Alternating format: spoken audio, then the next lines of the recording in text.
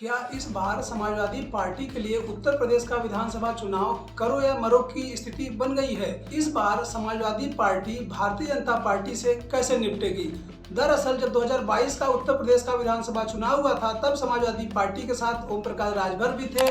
उस समय समाजवादी पार्टी के साथ पिछड़ों के नेता और मौर्य समाज के बड़े नेता स्वामी प्रसाद मौर्य का भी साथ था, पल्लवी पटेल भी थी, इसके साथ साथ केशव देव मौर्य भी थे और दारा सिंह चौहान का भी साथ समाजवादी पार्टी के साथ था। उस समय मतलब यह कि 2022 के विधानसभा चुनाव में समाजवादी पार्टी मात्र शतक ही लगा पाई थी, मतलब यह कि 100 से अधिक ही विधायकों का आंकड़ा पार कर पाई थी। लेकिन 2022 के विधानसभा चुनाव के बाद जब समाजवादी पार्टी की सरकार नहीं बनी, तो समाजवादी पार्टी का साथ जितने लोग चुनाव मिलकर लड़े थे, उन लोगों ने एक एक करके साथ छोड़ना शुरू कर दिया। सबसे पहले समाजवादी पार्टी का साथ ओम प्रकाश राजभर ने छोड़ा और भारतीय जनता पार्टी में चले गए और आज मंत्री हैं। उसके बाद पश्चिमी यूपी और जाटों में अच्छी पकड़ रखने वाले जयंत चौधरी को भी भारतीय जनता पार्टी ने छटका दिया और जयंत चौधरी भी भारतीय जनता पार्टी के साथ चले गए और जयंत चौधरी आज केंद्र में मंत्री हैं और उनकी पार्टी से उत्तर प्रदेश सरकार के मतलब योगी सरकार में एक मंत्री है।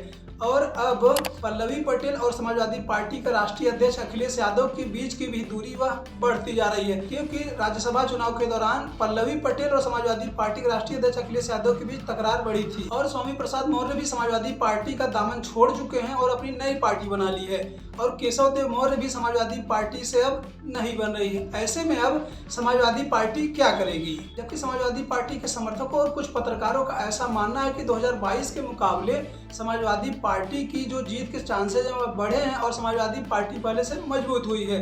लेकिन एक सवाल, जब समाजवादी पार्टी के साथ 2022 में ओपी राजभर, जयंत चौधरी, केशव देव मौर्य, स्वामी प्रसाद मौर्य, पल्लवी पटेल इतने लोग थे, तब समाजवादी पार्टी मात्र शतक ही लगा पाई थी, लेकिन अब सभी लोग नहीं हैं। तो क्या समाजवादी पार्टी भारतीय जनता पार्टी से 2027 में मुकाबला कर पाएगी? लेकिन समाजवादी पार्टी के लिए एक राहत की खबर यह कही जा सकती है कि उत्तर प्रदेश में दो युवाओं की जोड़ी, दो लड़कों की जोड़ी, मतलब यह कि राहुल गांधी ने 2024 के लोकसभा चुनाव में समाजवादी पार्टी के साथ गठबंधन कर लिया और जब गठबंधन किया तो दोनों को फायदा हुआ। जहां पर कांग्रेस के पास मात्र एक लोकसभा सीट थी, वह 6 पहुंच गए और समाजवादी पार्टी के पास जो 5 लोकसभा सीटें थी वह 37 हो गई।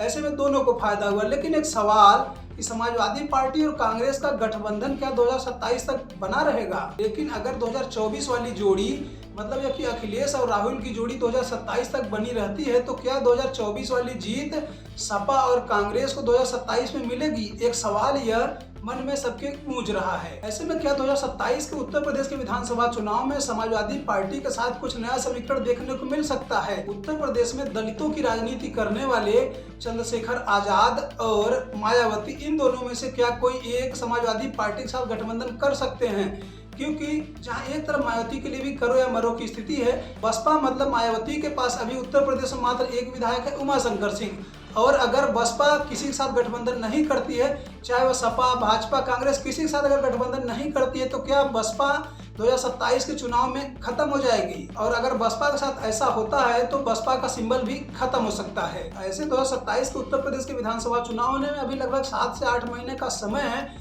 ऐसे में अभी नए नए समीकरण बनते और बिगड़ते रहेंगे। तो क्या कोई और नया समीकरण समाजवादी पार्टी के साथ जुड़ सकता है? तो क्या 2027 के चुनावी रण में मुख्य सत्ताधारी दल भारतीय जनता पार्टी और मुख्य विपक्षी दल समाजवादी पार्टी भाजपा से मुकाबला कर पाएगी?